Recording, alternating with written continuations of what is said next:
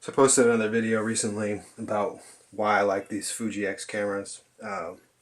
This is something else that's pretty obvious and I'm sure most people are aware of, but the other reason is size comparison. So basically I have three cameras here. This is the Fuji X-T1, obviously.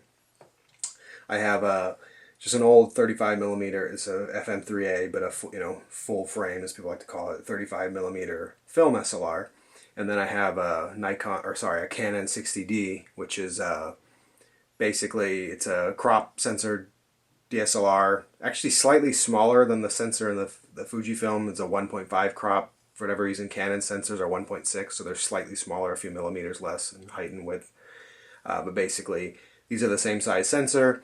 This happens to be 18 megapixel, the Fuji 16, different technology. This is standard Bayer. This is the X-Trans that doesn't have anti-aliasing, so it's a significantly amount sharper than this. So it's funny that this has 2 more megapixels, but these images are soft in comparison to this. They, both have various modes. This actually does better video than the Fuji. Fuji have a problem with their video isn't very good.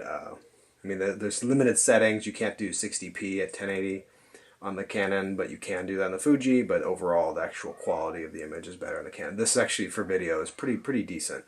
And then your film camera. This is video didn't exist. You'd have to have a different type of device for that.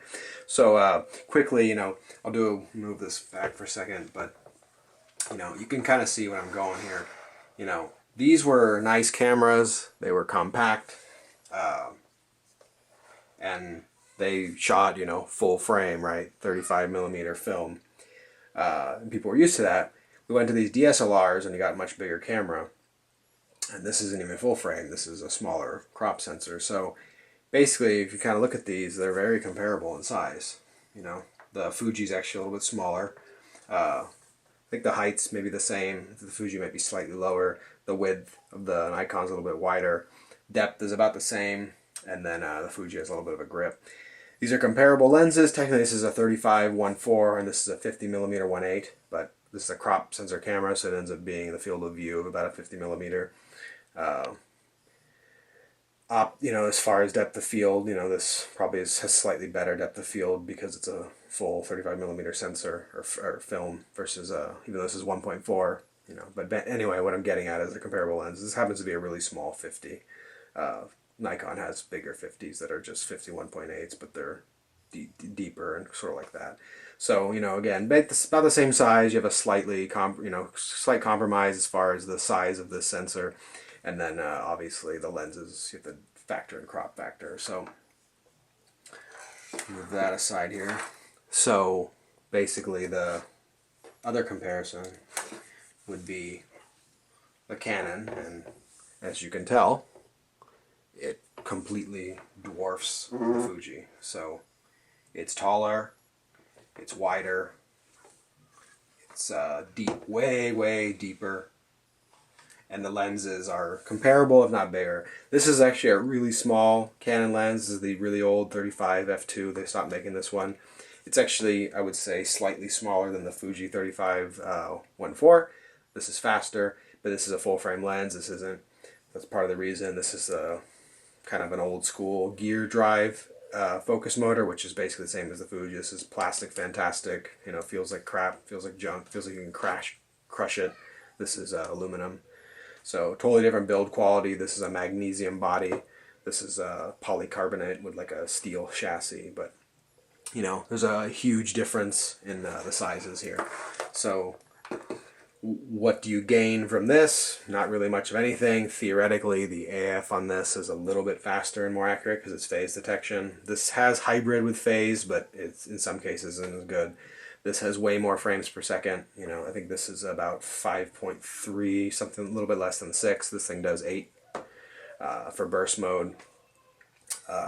This has a flip out screen, so that's a little bit different, but it wouldn't have really been any thinner otherwise. You can get a Rebel that's a little bit smaller than this, but it's even cheaper build. So, that's the big difference there. I just didn't see the point of why carry. And this is heavier, by the way, quite a bit actually.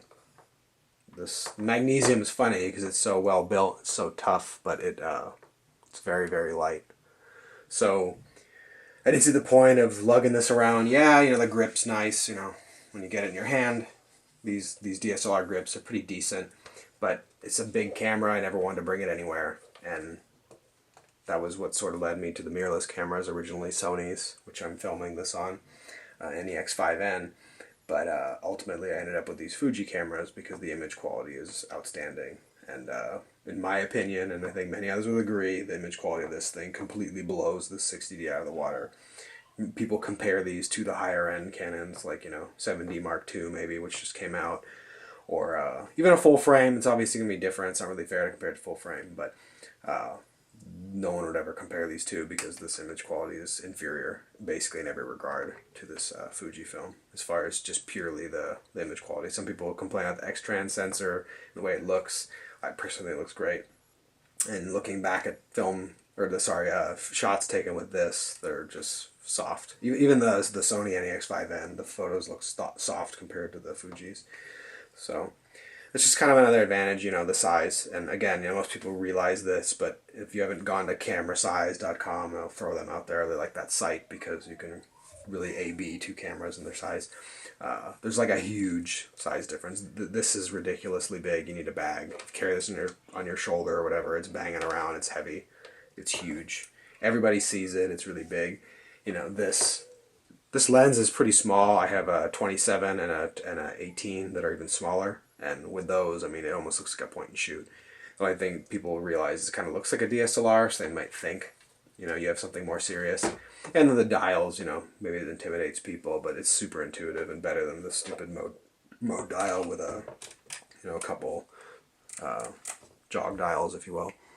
So that's kind of one of the main reasons I actually went to these cameras. Is the size, but also I think the quality is what drew me in. And I started with an X100S, which was tiny, moved on to an X Pro 1, which is actually bigger than this camera, and then got this XT1, and this guy is just tiny and amazing. So you kind of don't realize that until you put them up against each other and you see what a monster this. And this is a crop camera. You know, if this was a 5D Mark III, it would be even bigger. If it was a 7D, for that matter, it would be a lot bigger. The 7D is a decent amount larger than the 60D. 7D Mark II is the same as the 7D. They're both even bigger than this. And they're magnesium, but they're still not going to be as light as this because they're tiny. So, this is tiny, rather. So yeah, it's kind of another main reason and a benefit, I feel, of using these Fuji, and just mirrorless cameras in general, really, is what it's about. They're all pretty small, but the Fujis in particular. So, I think it puts it in perspective when you see them next to each other like this. Thanks.